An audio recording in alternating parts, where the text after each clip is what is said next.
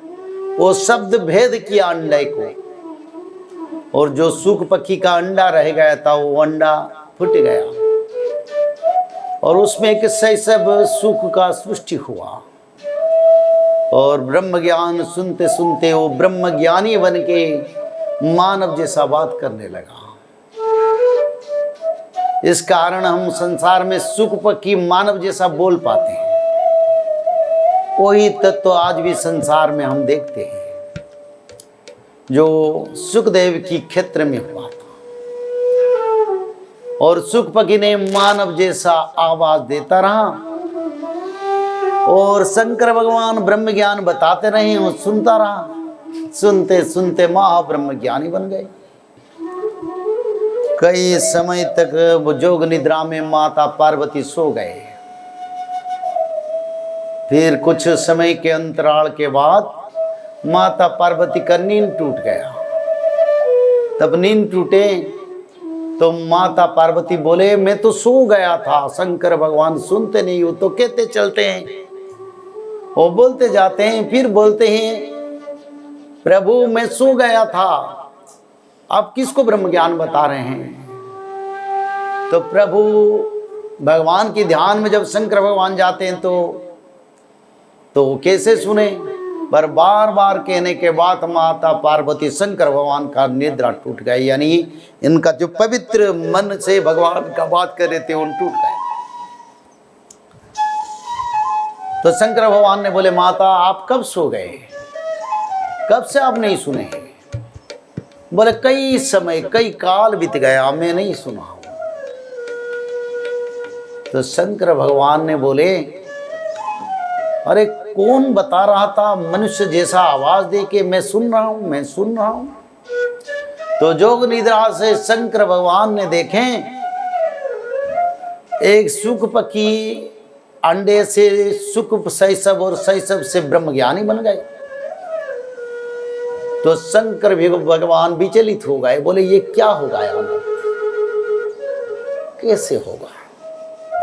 एक तो पक्षी है, और कोई पंछी अगर इसको सुन ले, कोई जीव इसको सुन ले, अगर ब्रह्म ज्ञान को ये बताते रहे तो संसार का अनिष्ट हो जाएगा। प्राणियों का कर्म फल का विचार कैसे होगा। तो इसलिए सुख पक्षी को बुलाए शंकर भगवान, बोले तुम क्यों यहां रह गया, और ब्रह्म ज्ञान चोरे छुपे क्यों तुमने सुने। तो सुख पक्षी ने बोले, भगवान मेरा कोई दोष नहीं, मेरा माता पिता ने आपकी आज्ञा के साथ छोड़ के चल गए, पर मैं तो अंडे के रूप में था, ना मैं चल प्रचल हो रहा था, ना मेरा कोई तत्व न ज्ञान था।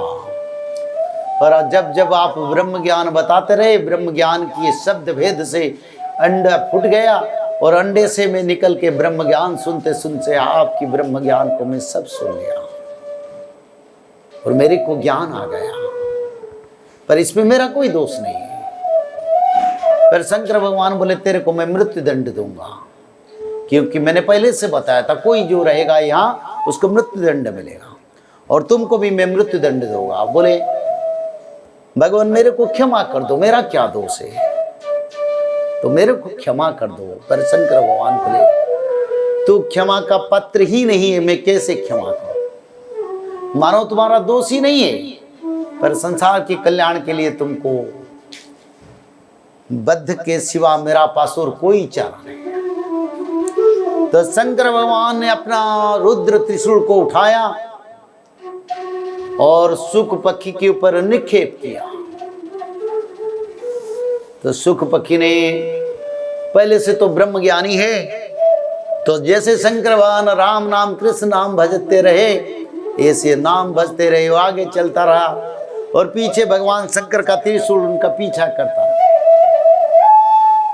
भज कृष्णम नित्यम, भज कृष्णम नित्यम, भज कृष्णम नित्यम, भज कृष्णम नित्यम, भज कृष्णं नित्यं, भज कृष्णं नित्यं, भज कृष्णं नित्यं, भज कृष्णं नित्यं, भज कृष्णम नित्यम, भज कृष्णम नित्यम, भज कृष्णम नित्यम, भज कृष्णं नित्यं भज कृष्णं नित्यं भज कृष्णं नित्यं भज कृष्णं नित्यं भज कृष्णं नित्यं भज कृष्णं नित्यं भज कृष्णं नित्यं भज कृष्णं नित्यं भज कृष्णं नित्यं भज कृष्णं नित्यं भज कृष्णं नित्यं भज कृष्णं नित्यं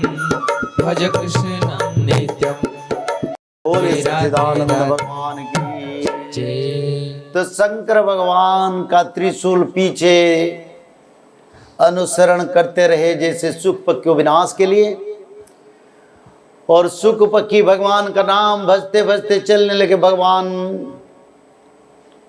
के त्रिशूल से रक्षा के लिए ब्रह्म लोक गया, स्वर्ग लोक गया। सब बोले